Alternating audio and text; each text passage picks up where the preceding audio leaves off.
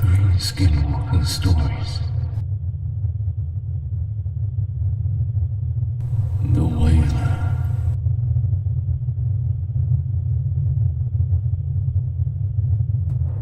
In the autumn of 2004, a string of cryptid sightings sparked a 4chan thread into existence about a supposed creature known as the Wailer. Illustrations of it range from a hairless monkey or dog to a naked human. Descriptions later used to invent the Rake creepypasta.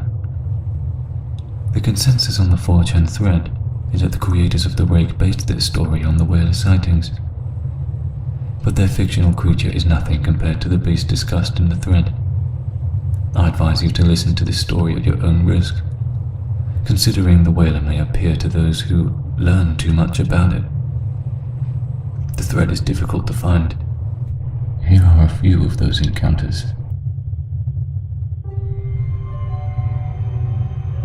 Our dog Pepper disappeared a few months ago, along with most of the other pets in the neighborhood. I went looking for her in the woods, since that's where she loved to prance about and chase chipmunks.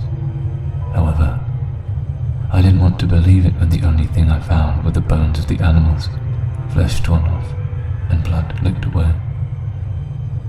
I cried all night, only to wake up with Pepper's skull underneath my pillow. I screamed, locking my bedroom door and closing my window every night onwards. Nobody believed it exists, not even my parents or therapist. However, this online community has helped me much in the past few weeks, and what I now call the Wailer knows its victims are stronger in numbers. After that thing killed my livestock, I chased it into the woods with my Mossberg. I got a clear shot when I got close enough, pulling both triggers right in the head. I fired a second time, dead center. It escaped with nothing but a few bruises where I'd hit it, and the thing faded into the wilderness. After that night, I chose to sleep in the attic since it's the only room in my house with one entrance. One night, however, it climbed the tree next to the attic window, smiling at me.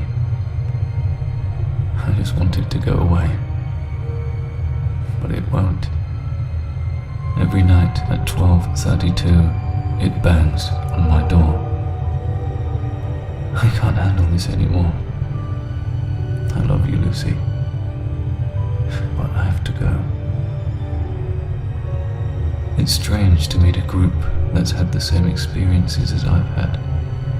Unfortunately for me, however, not only was I cursed with that thing's face torturing my memory, my biology career is in ruins. Nobody will peer review my work anymore, and my image has been reduced to that of a pseudoscientist or dubious cryptozoologist. Worst of all, the creature broke into the university lab and smashed all the equipment, setting back our research by decades. When my colleagues elect to blame me for the incident, my tenure and my job are over. I saw its pale skin and heard it whining. Its eyes were black, like the beady eyes of a stuffed animal, but they were scanning me for something. I think he knows more about me than I do. I know his name is Lucifer. What can I say? When I started reading this thread, I thought it was all nonsensical gibberish. This place was Loonyland.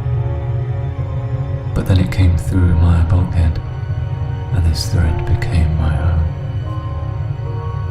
While my parents were away for the weekend, I got high and hallucinated the monster you guys were talking about. I thought it was just a bad trip, but when my parents got back, they saw it too. I was freaked out, and it was gone by the time the cops showed up. Some of my friends have seen it too. I know it's out there, somewhere. When I first saw the Wailer, he was crouched behind my laundry machine. I bolted upstairs and slammed the door shut, calling the police. I thought there was an intruder in the house. The police showed up, cleared the house, and instead of finding an intruder behind the laundry machine, they found a mannequin. Obviously, they thought my mind was playing tricks on me, and they wouldn't listen when I tried to explain the mannequin hadn't been there when I'd seen the man. The Wailer showed up again, this time in my attic, and I turned to the bishop of my town's cathedral. He sent a priest over to bless the house, who was supposed to exorcise the house of evil. But by the end of it all, the priest was bleeding out on the floor, and the creature had jumped out my attic window. The priest didn't make it. I keep ignoring the cathedral's calls, and I had to get rid of his body. I don't want to go to jail. It's unbelievable stuff. I know it is. But that's not all there is for me to tell you.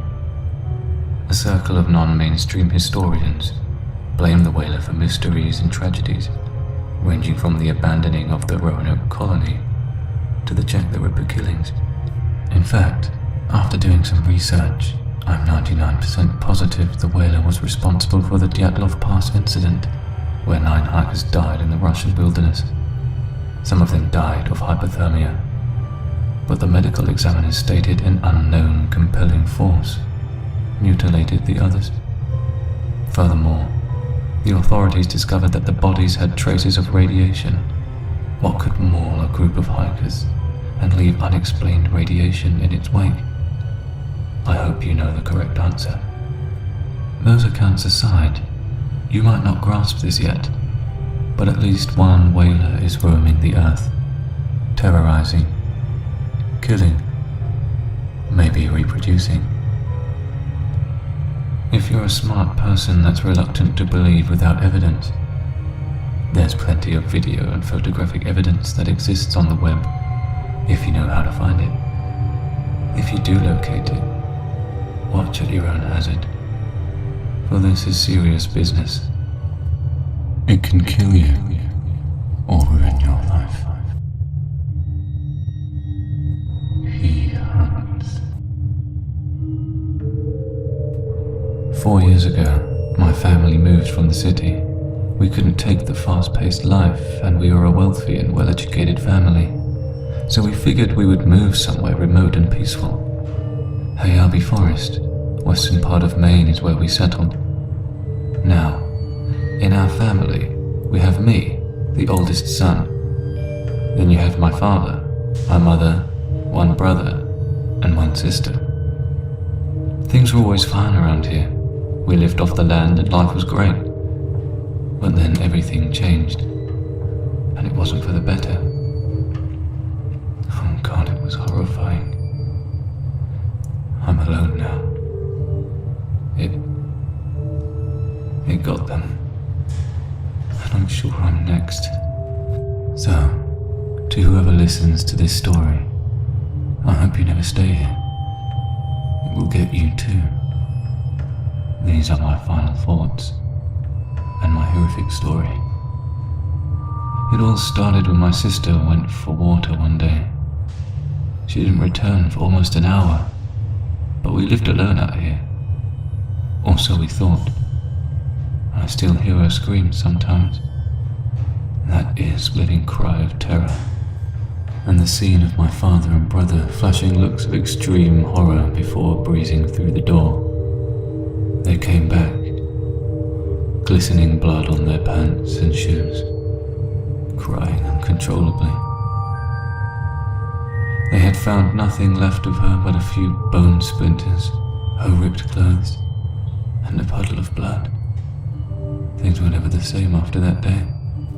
Mother never really spoke again after seeing her daughter's remains. The next person to go was my father. Our food was running low, and we were snowed in, so we couldn't go to town. He grabbed his rifle and took to the wilderness around us. He didn't come back when we expected him to. My brother and I decided that we would search for him in the morning. Around 1 a.m., I was dozing in the kitchen chair when there was a low guttural growl from outside the door, then a resounding bang, and then a loud thump. A flash of a mottled black-furred creature on 2 hind legs sprinted past my window. That set me off. I screamed at the top of my lungs until my brother ran to me and asked what was happening. I recounted the story to him, and he grabbed a rifle and handed me one, then motioned silently towards the door. He made to open it and cracked it open very slowly, and gasped in fear. It was our father, or what was left. His corpse was mangled to extreme lengths. Arms were gone, eyes were gouged out, and he was covered in claw marks that dripped crimson. My brother collapsed in horror and shut the door weakly. No one left the house anymore. My mother still never spoke. She just would weakly nod or shake her head to communicate, if even that. My brother would break down at anything that reminded him of our lost family. But what I realized is that whatever that thing is, it's not stopping until it has killed all of us. I feel it. A few weeks had passed.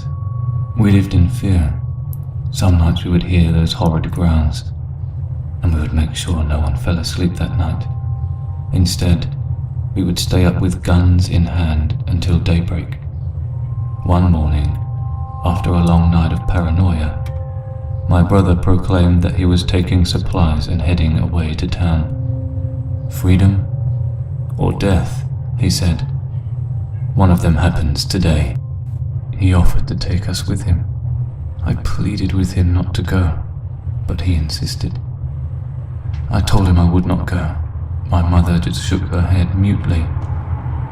He said he would send for help when he got to the town and to keep everything locked. Don't you dare leave. Don't you even stick your nose out the damn door, he said. I know I was only 10 months older than him, but I felt awful about him being the one who was going out. I knew it. I knew it was going to get him. That night, he walked out just before dark fully struck. Having made sure we were okay and had supplies, and began the nightmarish walk to the car. He got to the car and opened the half-frozen door after a few violent tugs on the handle. It was then that I heard the sound that unnerved me on the spot. He turned the key, and as the car started, a blood-curdling scream lit the night air. The beast left the trees, the side opposite my brother. The creature must have been almost 8 feet tall with a mangled black wolf's face and body, but walked on its own 2 legs, or rather sprinted. My brother opened his eyes in fear and smashed his foot onto the gas pedal. The thing pounced onto the car and violently smashed his window. My brother steered wildly, trying to get away from the creature, but he crashed his car, smashed into a tree. And if that didn't kill him, the beast reached into his car and pulled his still squirming body out of it. The creature looked at me through the window from a distance, before slicing open my brother's stomach with razor-sharp claws. Blood dripped from his body, and he went limp. The creature walked slowly towards the door, knowing he wanted me to fear him. He knew I was frozen. It reached the door and I hugged my rifle tight. There was a thud and another 3 bangs, although they went slowly this time.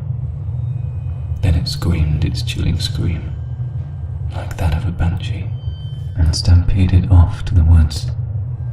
I couldn't open the door to retrieve my own brother's remains.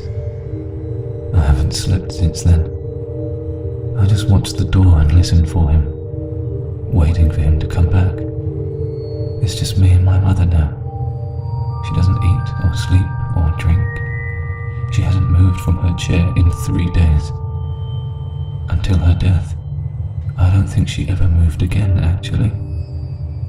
It was a long night. 4 days without sleep. I've heard the growls every night since my brother's grisly demise. But tonight they were louder. It was tonight. He would attack. I knew it. I loaded loaded my rifle and waited for it, thinking he would come through the door or window in the kitchen. I was wrong. My mother sat in the other room.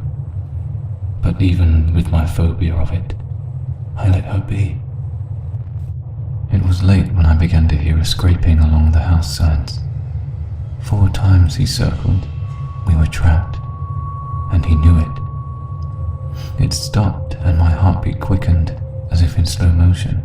I realized where he stopped just a moment too late, right next to the side of the house where my mother was.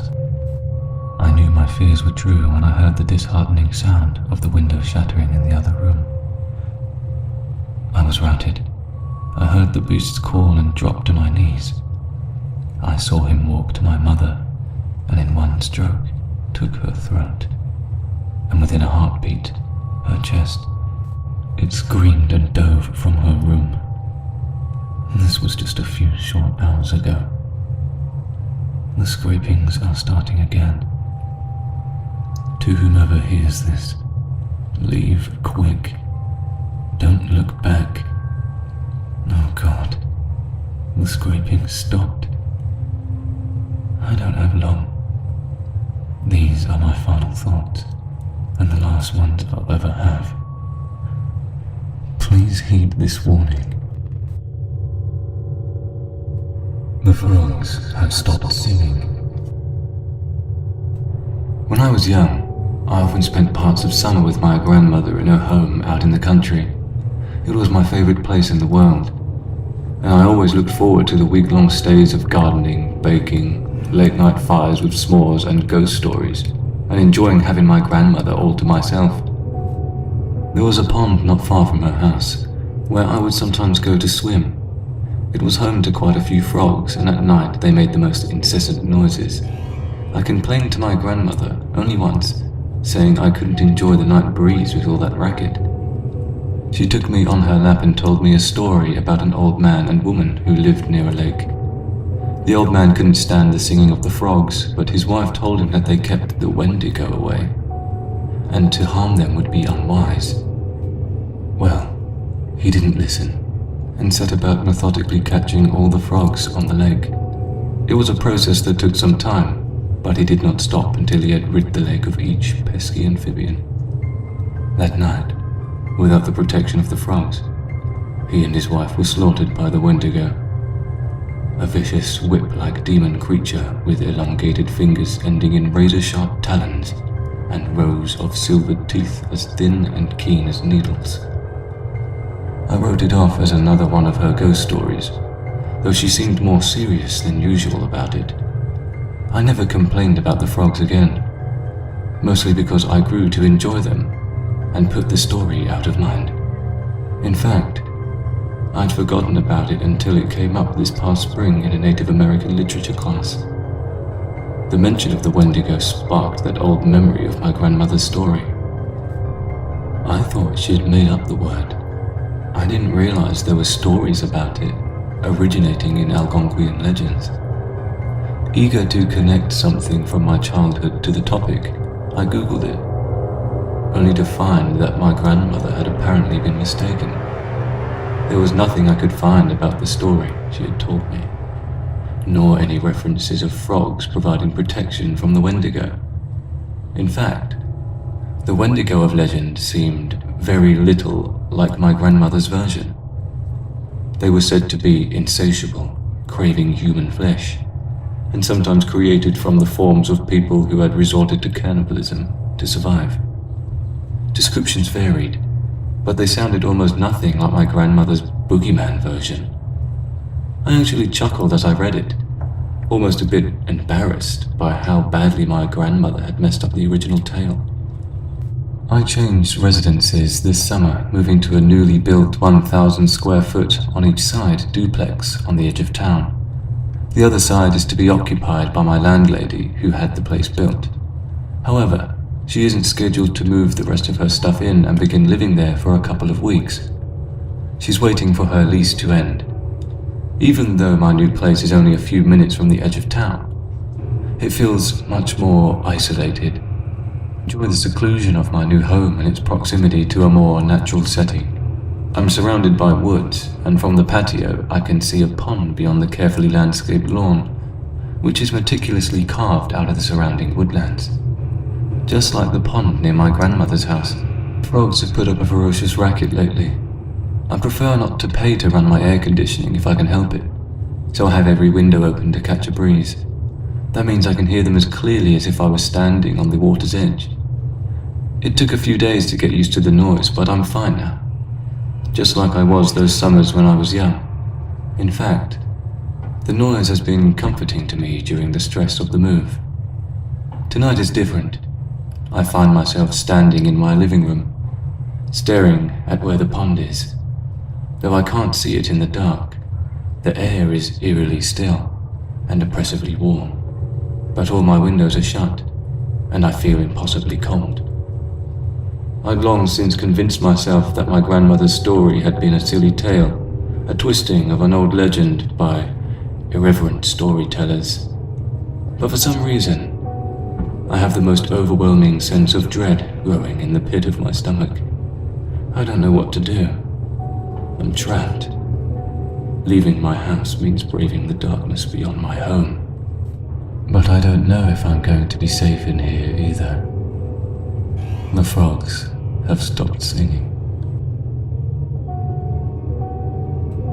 Thank you for listening, and be careful out there.